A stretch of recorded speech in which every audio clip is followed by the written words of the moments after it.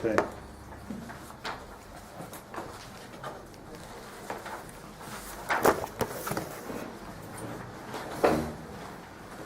Now we finished Perek of Tomer Devorah, which, as mentioned many times, is the Perek most people learn. We also learned it.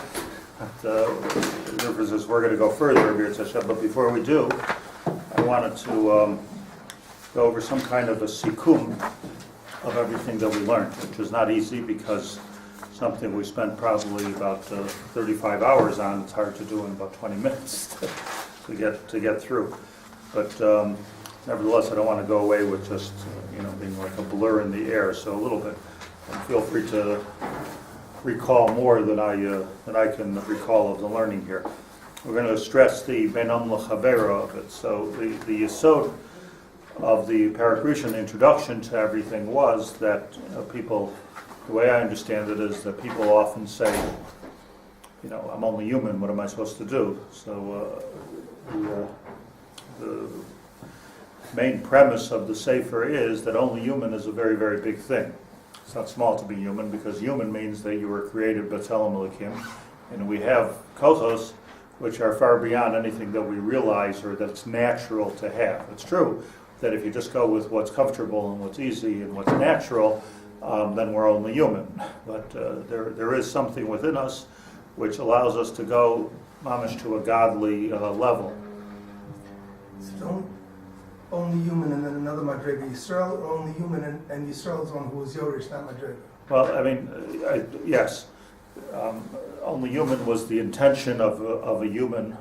So let me explain the way I understand it, is that a human was created not as a end user to the bria, like, okay, here's the whole bria, now go ahead and use it.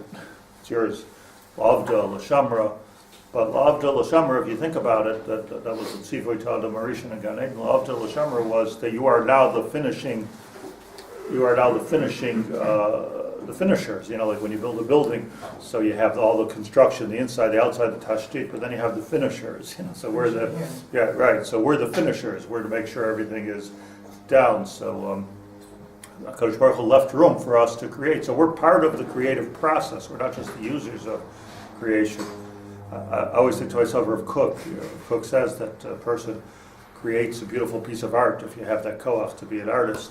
So you're finishing off Hashem's work. You're putting something very beautiful on a canvas. That's you're making the world more beautiful. So it's true in paintings. It's true in b'niyah. It's true in mostly true in our own midot. So there's something that we could do which is much stronger than what's natural for us to do, and that's what we're being pulled at. The Ramchal says, I mentioned many times, that a person is ein bein adam lemalach. There's not a big difference between people and malachim, meaning that the purpose of malachim is to help Hashem, whatever that means, in the entire bria. I don't pretend to understand why Hashem needs help, but wants to kill people. There's a balach habavus, wants to help people. There's a balach harufua, balach habris. There's balachim, hundreds of balachim that we know about. And a person's also a balach. A person's also here to uf in the bria of HaKadosh Baruch Hu. So the Ramchal says that ein bein adam l'malach el adam yesh b'chira chavshis l'malach ein b'chira chavshis. So there was a higher level, an executive level of helping HaKadosh Baruch Hu in the bria. So we have to see ourselves that's really the premise of the Sefer, to see ourselves in a completely different way, not just as this is what we're supposed to do as the end of after the whole bria is created, but actually helping the bria become what it's supposed to be. What is the bria supposed to be? It's supposed to be Malchus Hashem. From a Kabbalistic point of view, it's Chesed, Gvura, Tiferes, Netzach, Hod Yesod, Malchus. But even from a non-Kabbalistic point of view, simply understood, the world was created to be a Mishkan for HaKadosh Baruch Hu. That's why we're told in Parsha Shmos, in Sefer Shmos, to build a Mishkan. That's why David HaMelech wanted to build a Beis HaMikdash, and that's why we're davening for a Bayis Shlishi. The whole idea is that Malchus Shalchahi L'Ol Be'atim Lach, and it's by acting in a godly fashion that we're making the whole world. That's what we're davening for with Mashiach, that the whole world should act in a godly fashion. Therefore, lo yisa goy el goy cherev. There'll be honesty, there'll be integrity, there'll be spirituality. It's not about everybody being religious. It's about everybody fulfilling the purpose, the raison d'etre of the world. That's what it's all about. So that's what we can do if we understand that we're not just, I'm only human. That's a big job. Being human is a big job. It's a big position, and we have to take it in that seriousness.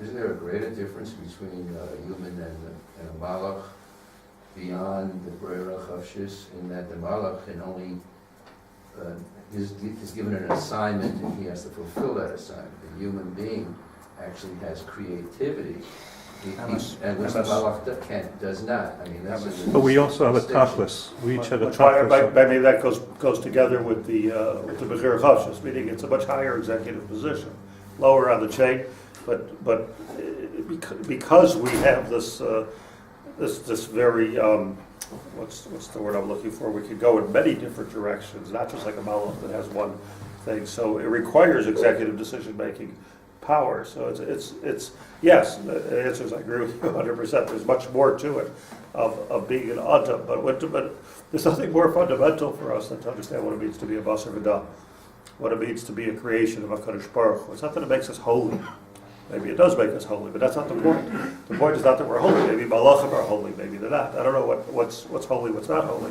Holy means, the taich of kadosh means that I'm biyachid myself for a particular purpose.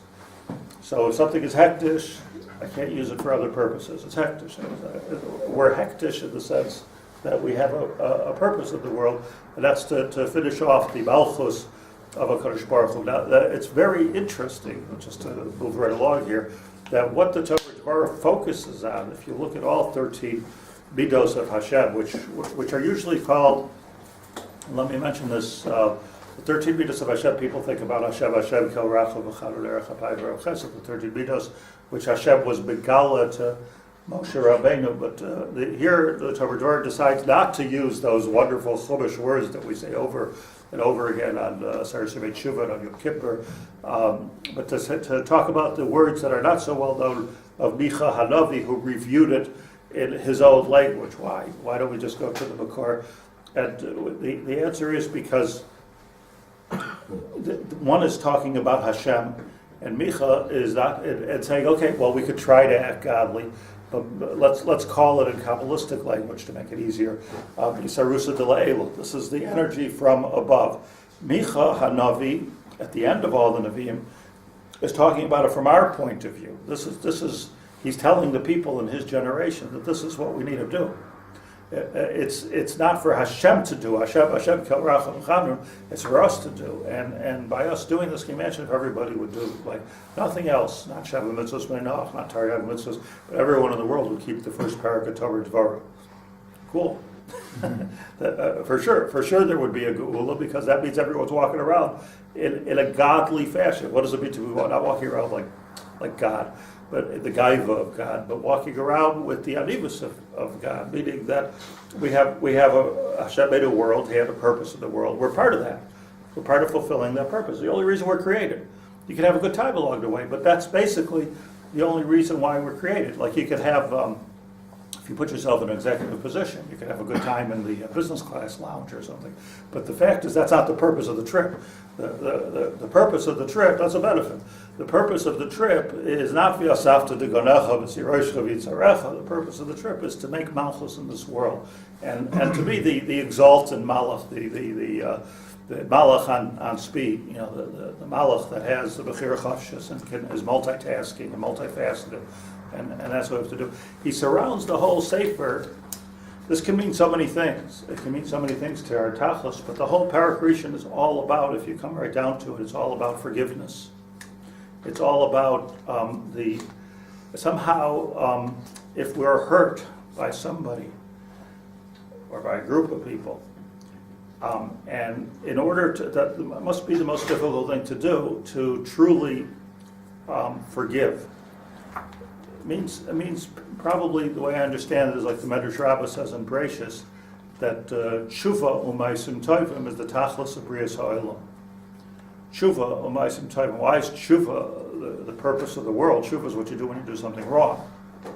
But the point is that everything can be turned into something good.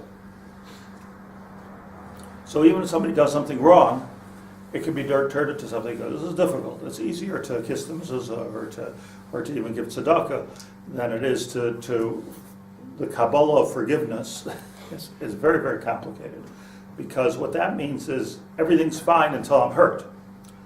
But once I'm hurt, it's like sort of a different din. I'm exempt from, I'll be nice to everybody. You don't expect me to be nice to her or to him or to, like that's ridiculous already. I'm hurt, right? And I have to teach that person a lesson. So this is really, this is the standard of who I am. I'm not going to be a fool. So this is really the ultimate in godliness. HaKadosh Baruch Hu is Makabel Tshuva. And so the ultimate in godliness is to be able to act this way even when hurt. So we could be the wounded soldier, but the fact is that we're still there and helping even the person who wounded us. And there has to be some reason for that, because we can't be fools. So there has to be some reason for that, and that's the essay. That's the treatise of the 13 midot of HaKadosh Baruch Hu. Why does Hashem accept our tshuva? Why? Nice guy. Is that what it is? Or HaKadosh Baruch Hu understands that an avera with tshuva is unto itself a way to grow. There is no, like we could give a little bit of covet to people that are just born like tzaddikim and they never do anything wrong. We give a little bit of covet, but the real covet goes to the people that go through trials and tribulations and difficulties and challenges and they come out on top. That's the real Baal Tshuva, and that's the real Makom Shabali Tshuvaim Domain Tzadikim Gemor Michal Lamed Shem. It's a different point. So that's the Tzelem Elikim of it. So the first midah, if you just flip through the Sefer with me, have a Sefer? First midah was Mikel Kamocha, and Mikel Kamocha speaks. Again, I apologize for the briefness of going through I really apologize to the Tomer Devorah because we spent so much time trying to understand both the theology of this and the practical aspect. But we can understand it. That the HaKadosh Baruch Hu is called in Kabbalistic Sfarim the Melech Ne'elav, the Sovel Elbain. And the pshat in that is that we find that Hashem creates people and energizes them. Every second, everything that we do is being energized by HaKadosh Baruch Hu. We can't do anything without Hashem's energy, even in Avera. So how does that work out? That we do an Avera, and a person goes to be Mechal Shabbos, God forbid, and the HaKadosh Baruch Hu keeps going. A person goes to eat treif and their throat doesn't get struck. So it's not just free choice. It's okay. You made a choice, you made the wrong choice, but it's something more than that. That the only reason why our body works and digests and is able to move and to carry and to do is because Hashem gives us that koach. So He's giving us the koach even while we're doing the avera, the hafla of a fellow. And why does He do that? So that's called the Melech Ne'elav. It's obviously a mashal. Hashem can't get insulted per se, but it's something that we can understand. The Lashon B'nai Adam, that HaKadosh Baruch Hu, it's a very offensive, the offended king. It's a very offensive idea for somebody to bite the hand that feeds you, to have your hand bitten by the person who you're trying to feed. But what's the Omek Hadavar? What's the Omek Hadavar? The Omek Hadavar is not to enable people to do things wrong. That's not what the limud here is. To be an enabler is a bad thing. But the Omek Hadavar is that a person like Hashem has a standard, and my standard is a good standard. So it really doesn't make any difference if you're reacting appropriately or you're not acting appropriately. If this is the right thing to do, I'm going to do it. Meaning, if you're let's say you're a zookeeper, let's say you put the alligator takes a snap at you.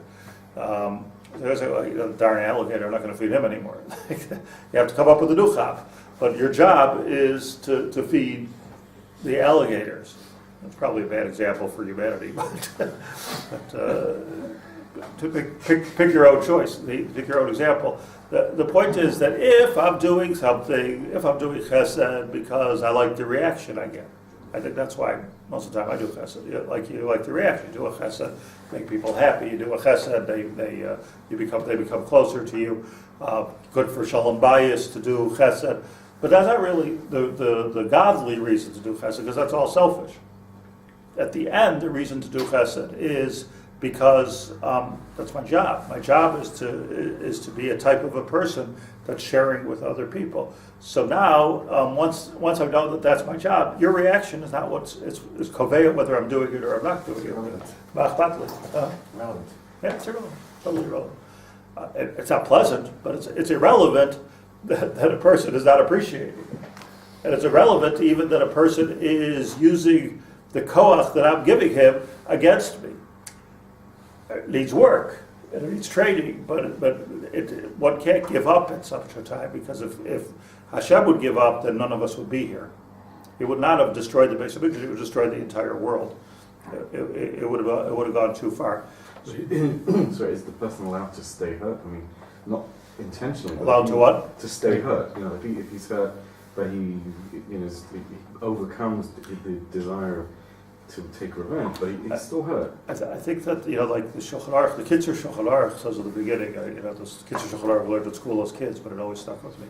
One of the few things that always stuck with me is that, a person, let's say, al banav u'bnei beisai, create a certain, like that's not right, a certain anger, it's fake. It's a pretend. It's not a deep thing inside. Deep inside, you can't get angry at our kids. When I first became, it was a personal story.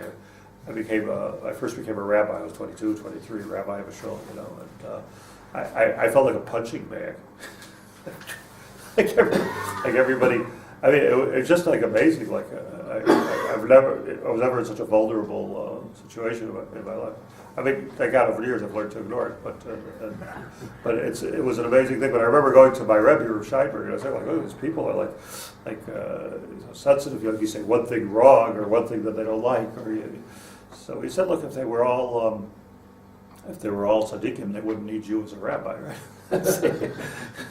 Like the whole point is to be able to tolerate that and to try to help. It's something which takes years, to try to. I'm not sure. I mean, I think what the Rebbe is saying, if I may, like on yourself, you should not stop. The reaction is irrelevant to yourself. But yes, there is a point where you should stop doing chesed with another person. The same way as Baruch Hu technically also punishes. That's what I'm saying. As a chinuch issue, so to us is irrelevant. But you're allowed to stop doing chesed. Somebody who is not appreciative, who fights back to you, bites. Not if the person needs chesed. Meaning, let's say there's a poor person who needs food, and they, they're biting your hand while you're feeding them. You don't walk away from them. Give it to them when they're not looking. Yeah, that's what Hashem does. Hashem is a matan b'seiser. Because if it's in public, you're embarrassing the person. And, there's so much dynamic there. So the answer is no. You're not allowed to stop doing chesed unless the person, for some reason, doesn't deserve chesed. But if it's a reaction, the other person can't be kovei in my reactions. That's the first of the 13 commandments here. Is that we can't react. I said the story probably 10 times during the Shlit'a that another one of those things that I became part of my Weltanschauung was that the Chazon Ish witness was walking down the street in Bnei Brak, and he witnessed some people making fun of or yelling at some yeshiva bachrim. The politics of Eretz Yisrael, especially in the 1950s. Yeah, they are, not the Arabs. So one of the guys, yeshiva bachrim, got so angry that he socked the other guy in the face. He punched him. Jewish pride. So the Chazon Ish told him. Chazon Ish called him over, and he said, "But what kind of way is that to react? You should react like a Ben Torah." So the person said, "Okay, so how's a Ben Torah supposed to react?" So the Chazon Ish said, "A Ben Torah doesn't react." a mentor acts. It's not the whole idea of having the presence of mind, of knowing that I'm going to do the right thing, like Hashem. We don't want him to react. Now he might react from a chinuch point of view, but it, we don't, or for that's for the good of the person. But it probably wasn't for the good of the person to punch him across the face. You can argue, I guess. In Rabbi Nachman's Torah's Vav, he talks about mevatling yourself to the covet of Hashem. And that's really what it is. It's very similar. Yeah. Very, very, very the same idea. Okay. How do we reconcile calling Hashem a melech aner lav with El Nekamot Hashem, El Nekamot Hotzi? So that's a good question. We discussed that why isn't, or asked the question differently, why isn't Nekama part of acting like Hashem? So the answer is because we can't do Nekama like Hashem does Nekama. The Nekama of Hashem is completely selfless. It's Nekama, Rashi says, Nekama Hashem is L'saber Soisen. It's just something which it looks like a tit for tat, but it's not a game. It's not a game. It's a creation of the Bria. No Seyavon, he carries our Avera. What does it mean to carry our Avera? So much, again, has to do with forgiveness, and so much has to do with tolerance, patience. That no Seyavon, the way I understood, carries our Avera, Shlit'a Tomer Devorah, is something like a person who's done business with the bank for years and years, and has always been good with their bills and paying their mortgages and all the stuff, and then all of a sudden falls and can't.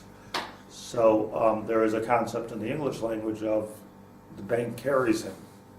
Because we realize that you're a good customer, realize you're not a bad person, realize that you want to go through a hard time. We'll carry you for a few months, interest only, whatever the deal is. But there's a different yachas. The point is there should be in a normal world. Only if you owe a lot of money. A little bit of money. That's right. A little bit of money you just like to. Or collateral. But isn't that interesting? Isn't that interesting that but in the world the way it should be, in the business world the way it should be, there should be a human element to it and an understanding that it's temporary insanity or difficulty going through a difficult time. Everybody goes through a difficult time. Obviously, there's a limit to it. With Hashem, there's no limits. It's a human business. So it's a human business. Right. It would have been.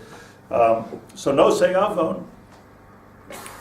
I just want to review one of the things that we learned. The Gemara says that there are three different sort of negative things that the Gemara always talks about. There's the Yetzer Hara. We all know Mr. Yetzer Hara. There's the Satan. They're sometimes used interchangeably. There's the Baal Chabavas. So the Gemara comes out with a zog. Who Yetzer Hara, who Satan, who Baal Chabavas. All the same thing. So, the same thing. Yetzer Hara, Satan, Baal Chabavas. We would want the Gemara to differentiate them for us. That would be more of a service. But to say that it's all the same thing, what does that mean? It's all the same thing. So I explained, we heard from Rav Hutner, that's how, that the shot is that when somebody sees something outside of them which is wrong and thinks, oh, I'd really like to do that, how would that be? How would that be to eat that fruit? How would that be? So that's Yetzer Hara, back and forth, it is worth it, it's not worth it, I'm going to get in trouble, I'll eat it, but then I'll be sorry. But it's all in a bechina of outside of you. It's just fantasizing. It's just considering. It's just looking at something which is outside of you. That's the Yetzer Hara. Let's say you go ahead and eat the fruit. You do it. You do the Avera. Whatever choose your Avera. You don't have to say it out loud. Just choose your Avera. So let's say you go ahead and eat the forbidden fruit. So now the Yetzer Hara has become a son. You take it. The Yetzer Hara b'chutz is called the Yetzer Hara. The Yetzer Hara b'fnim is called the Satan. Satan is the real translation of a Satan is a destroyer. Now it's within me, and now that it's within me, it begins to do damage. It's something. It's not outside any longer. So who Yetzer Hara, who Hasatan? We can understand it possibly, or consider it on a spiritual level. It's like somebody, you drank the Drano. Like you drank, now you were just considering it. Wow, I wonder how that would be to drink some kind of way. You actually drank the Drano. It's a toxin. It's a toxin, and it's destroying the person. So the Yetzer Hara became a sudden, and ultimately it will kill you. Ultimately, humalach hamavas. So it's the same force. Rav Hutner explained the Gemara. It's the same force. It just goes through different Permutations. One where it's outside of you, where it's inside of you, one where you're gone. Like it has overcome you. So hu hayetzahara, hu hasan, hu malach hamavas. At a human level, something that we've all experienced very often, that when somebody does something wrong, if you're a good person, does something wrong, it's almost impossible to live with yourself. So if you insult somebody, if you say the wrong thing, you just couldn't control yourself. If you steal from somebody, if you talk lashon hara about somebody behind your back. So if you're unless you become a hardened criminal, basically it's that yetzer hara to hurt another person. Because it made me feel good for a second to hurt that person, sort of a little revenge there. But it becomes a something, and it starts to completely contradict everything that I have inside. And now I have a war going on inside of me, not outside of me. So it can kill you. It can kill you. I mean, it can really, I don't know, kill you like you'll die, but it can kill a big part of you inside. When you just do even a small thing, it just builds and builds. And what happens is, psychologically, I think what happens is this is the worst thing that can happen. One is that you have, not so bad as that you have this tension inside, this inner tension. The worst thing that happens is the cognitive dissonance that comes in where you make it okay.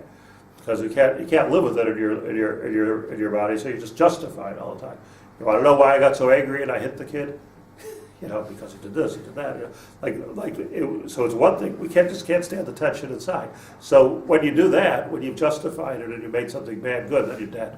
That's a dead. Question is that Hashem's punishment, or is that something I'm Something doing to we do myself? to ourselves. Now, what does HaKadosh Baruch Hu do in such a case? HaKadosh Baruch Hu's no seyavod. So that's ki'ilu to a person who's done an aveira to reach inside the person, deep inside the person, and cup out the tension that's going on, the something that's going on. He ingested it, and force it down his throat.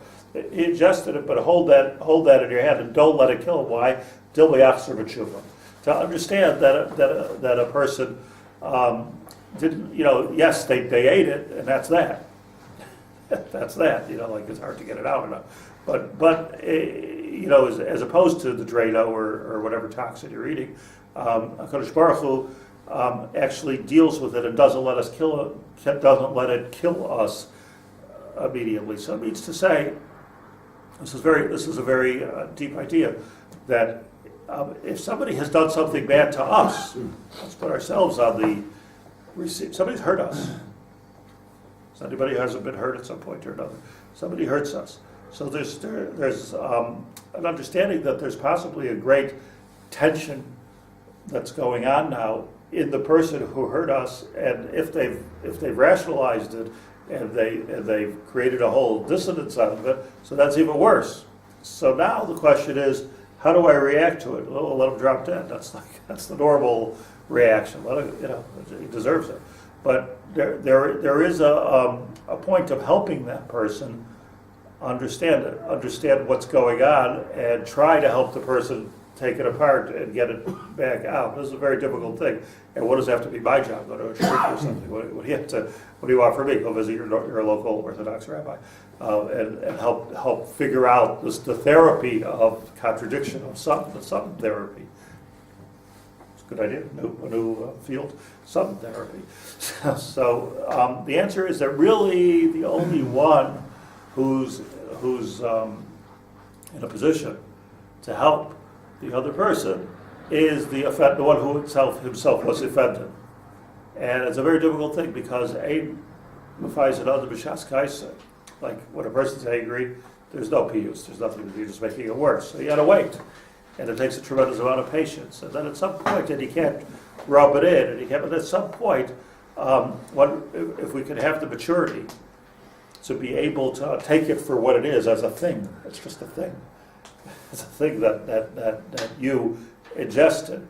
Like we could do what Hashem does, His midot, and now help us work that out somehow or another with the brilliance that we all have for other areas of life, take the brilliance and use it to try to show the person that the first thing to say is it's okay. Like, you don't have to rationalize it all. We all make mistakes, and try to get that out. So that's the no say avod of carrying the person, at least waiting, and not dismissing the person. At least waiting and carrying it. And a good bank will actually help the customer get out of the trouble. That's what a good banker will do. Actually help the person.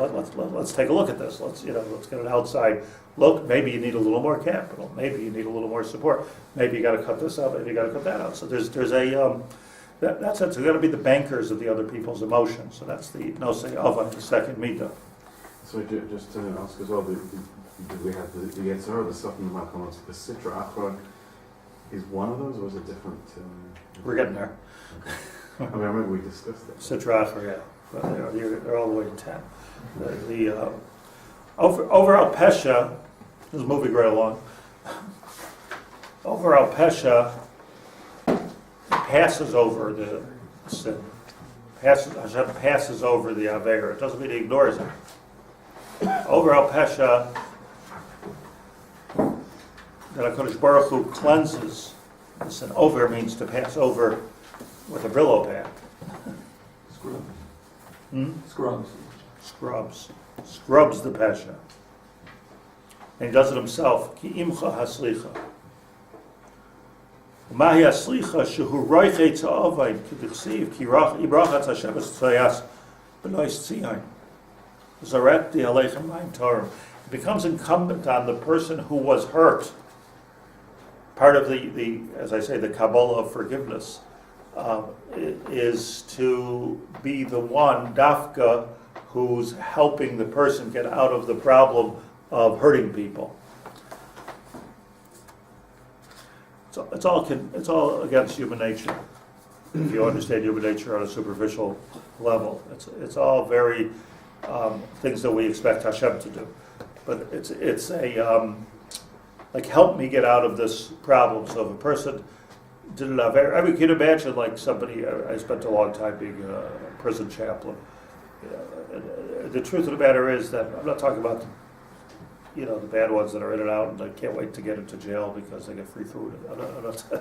But people that really feel bad about what they did, there is a significant amount of people. So the truth of the matter is that, they send the therapists, they send the rabbis, they send the priests. Everybody's coming to try to not make the person feel good about themselves. That's not the idea, but try to rehabilitate the prisoner. The only one who really has the koach is the person who was hurt, because until that conversation takes place, there's not going to be a rehabilitation. Now, you can't blame the person for that. What do I want to meet my enemy for? Why should I? He hurt me. He hurt my children. Why should I want to meet him? So it's understood, but also to be understood is that person will never get better. So the thing is like this: that if a person has a sincere desire to get better, if it's really sincere, so then it becomes incumbent upon us, the hurt one, to act in a godly fashion and to help the person out by having that conversation. How do we know? That's the question. You got to give a person the benefit of the doubt.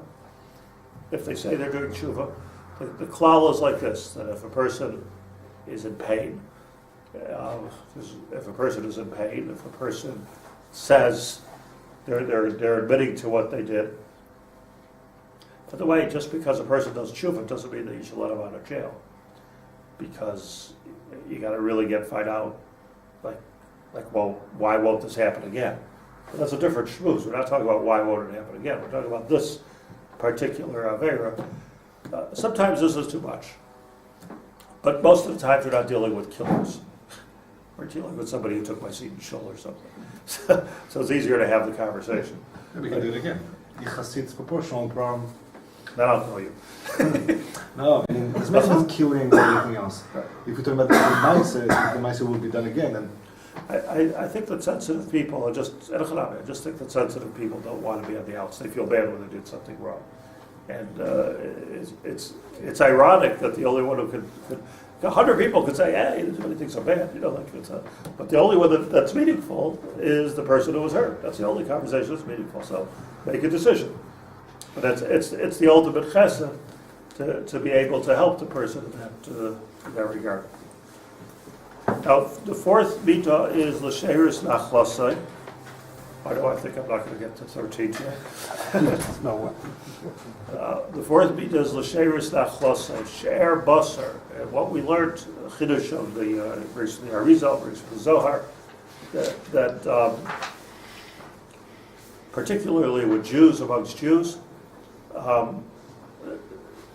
that the people are the nerve endings of Hashem.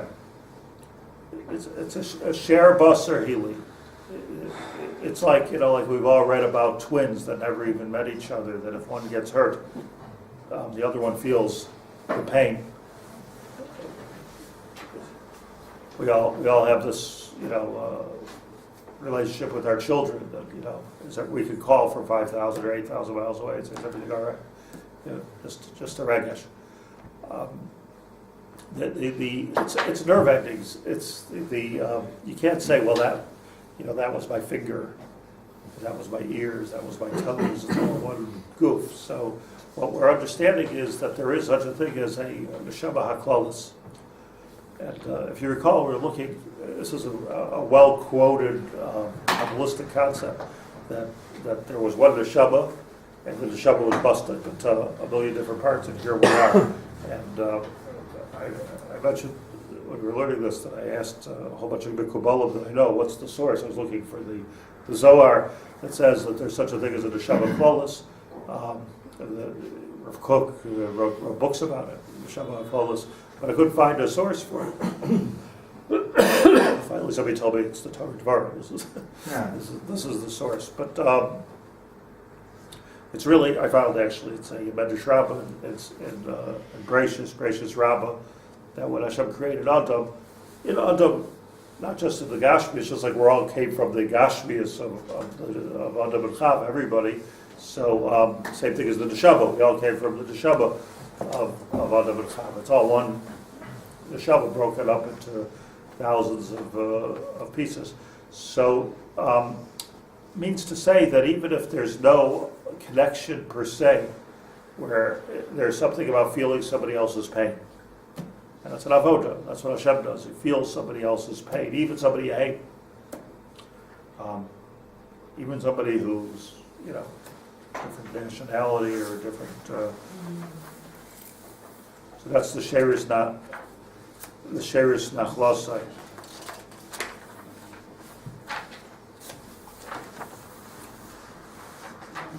And then the fifth, Jew and non-Jew would be part of the neshama klallit. so there's levels of neshama klalis, just like there's levels of family. First cousins, second cousins, third cousins. But yeah, I mean, the real Baal Madrega is to reach out into the entire world. I think there's something to be, it's like sort of a lost art, but to be you have to have been around in the 60s. Anybody here around the 60s? Were you around the 60s? A few of us old people here. I always quote my mother, if you remember, it means you weren't there. But there was a couple of good concepts there. One of them was like to be a sort of a citizen of the universe, a citizen of the world, to the ridiculous point of renouncing your citizenship of any country and then being surprised at the airport where they don't let you travel. What do you mean? So somehow those guys at the airports never became hippies. I don't know why. Somehow they're like immune to the whole generation. I don't know what's going on. They're straight people, But they're in the 50s. huh? Because they grew up in the 50s. Can't trust them, right? So the thing is, there's something about like just feeling not just the pain but the simcha of people in the world. Like there is this idea of Sheirus Nachlasai, of it is sof kol sof, we're all in this together. Now, what I'm just saying personally, we don't have to be like like Michigan is with this, but I sometimes think that we've gone to the complete opposite extreme. That if you're not exactly like me, I almost don't like you, and I won't daven with you. Even we're both doing good things, like I'm not going to do like it's to do like what they're doing chesed, we're doing chesed, but we're from two miflagot. Like it's so the miflagization of Klal Yisrael is really the opposite of this. And l'dati, if there's any avoda, take it or leave it. I'm just telling you what I think. If there's any avoda that we mamish have to do, b'yamim ha'elah, besides for being careful about like whether there's bugs in your flour and all that, I'm just 100%. But it's to get rid of these things that divide everybody. Particularly, I mean, if you can't handle the let's say the chilonim, but at least the datim, I can handle chilonim too. Okay? But at least throw people. It's just it's absolutely ridiculous that we've grown so much, Baruch Hashem, and we're so big that like. Somebody from a certain group once told me, I said, I remember when I was a kid, I told them I was giving them mussar, when you guys like loved everybody. So I said, we were small then. We've now grown, and we don't have to love everybody anymore. It's very sad, but I mean, he was able to articulate. Maybe that's why Hashem kept us so small. Yeah, maybe. But the thing of it is that I'm telling you, it's all mamash and son. It's all my son. It's so completely wrong. People think in the time of the Bayis Sheni, there was like four groups. There was the Tzedukim, there was the Asiyonim, there was the Prushim. Three groups. Is there a fourth one? The Sarikim. Yeah. My friend, who's a historian, Matis Cantor, who wrote a book on Jewish history, he was a specialist in that time. Figured out, looked through Midrashim and Gemaras and Yerushalmis, and figures out that there was actually 77 groups going on at that time, and they all hated each other. It wasn't not just hated each other. I mean, they tried to kill Rabbi Yochanan ben Zakkai through a sword through. That's ad hechen advar magim. We look at it now. It killed Zechariah Navi. It was just absurd. How and for what? Differences between us, which are all imaginary anyway. I'll be right. What you do have is maybe perhaps different levels of observance. I don't even see that. That's not even, I can even live with that. But talk about high levels of observance, just, maybe different politics or something. So it's just, so it's really the opposite of what's going on is like the opposite of She'er Yisrael. So we're going to take the Tomer Devorah like to its fullest extent, is that there are no such things. Meaning, maybe there's divisions, but I can still feel a pain. When you start hearing things like, why did that person why was that person in that terrorist attack? That's because they belong to this part. I mean, we've all learned, even in the last few years, we've all learned that nobody's exempt. Nobody's exempt, and not only is nobody exempt, but it's very possible that Group A can suffer because of the averes of Group B. So we better get out there and take care of it, or from their own averes. That's also possible. So that's something. Can't lose the love that we should have. That's the She'er's Nechlosa. That's what we want HaKadosh Baruch Hu to do. That's what we should teach our children also. I would say so. Yeah. Do we? I think that's the problem. It's one of the problems. See, I'll end with my bushel that I've said over 100 times. And if you go to, if you buy tickets and you go with your wife to the Philharmonic and everybody's playing the same instrument, the same tune, so you want your money back. If everybody's playing a different instrument to a little bit of a different tune, and everybody's doing their thing, so that's when it's a Philharmonic. The Philharmonic is such, So if you go to the Kosel Friday night, you don't hear a niggin, you hear a Philharmonic. You hear the Karlbach, the guys over here, and the Belzer guys over there, and the Vizhlitzer guys here, and the what do they call the Parat Yosef? And the noise is gorgeous, right? Like just the noise, just the blend. And the way it is that if you see it here in Shul, like sometimes if if somebody's talking and somebody else is talking, it's impossible to talk while somebody else is talking, impossible to listen to two people. If somebody's singing, so if somebody else sings, it's okay. If 100 people sing, it's even better. even if they can't sing. It's an amazing thing. The same people that they go in front of the others, oh my gosh, not again. he's gonna die. But at the same time, in the back, it sounds okay. Like it all comes together nice. That's the the back sounds even better. yeah, outside. That's the Philharmonic phenomenon, which I'd like to propose to everybody, that there is such a thing as seeing everybody as a harmony, and all the differences are imaginary anyway. It's hard to find anything which is. Does anybody know the difference? I don't want to get involved in politics, so nobody knows the differences between these. But that only works if there's a menatzer, there's a conductor. Oh, very good. So who's the conductor? So, yes. I tell you, we need leadership. I'm not saying It's tzaddik, yeah, it's all tzaddik. we need leadership. But who's the leadership? I mean, I'll tell you, you're the leadership. Anybody who understands, anybody who has the insight to understand that this is what's really wrong today, Ladati. This is more than anything else. This is what's really wrong, and the more, I mean, everybody's pointing this up here. This is what's really wrong. Historically, this is what's called it. So if you have this insight, then you're a leader. What does it mean that you're a leader? Do what you can do. Not everybody's a great orator, like Martin Luther King is going to talk about their drink, but everybody can do something. You can be nice to somebody. You can create an organization. You can do, there's all kinds of stuff you can do. Here, take good examples. Hatzalah. You know what? You check their yarmulke before you say something. No, everybody understands on some level of pikuach nefesh, they're helping the other one. So why only on that level? Why do they have to be dying of bleeding before we can understand? Why can't we understand them when they talk with a different accent?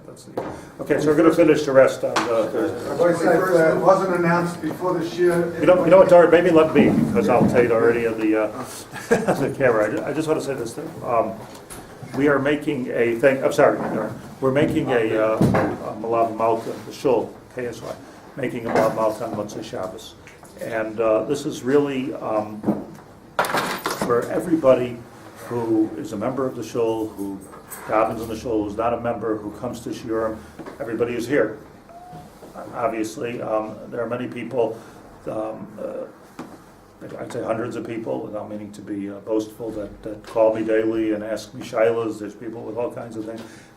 So in order for us to exist as a kehillah, here in Ramat Beit Shemesh, we've learned that we need to come together and to rally up support from a political level, from a PR level, and for ourselves. It has to come together. So I want to urge anybody who has feels that they're getting any benefit at all from the shul, the rav, whatever part of this kehillah might be getting any benefit from the coffee. There's all kinds of things that we get to give me the support and come on Motzei Shabbos, take an hour, and it'll be extremely helpful to us.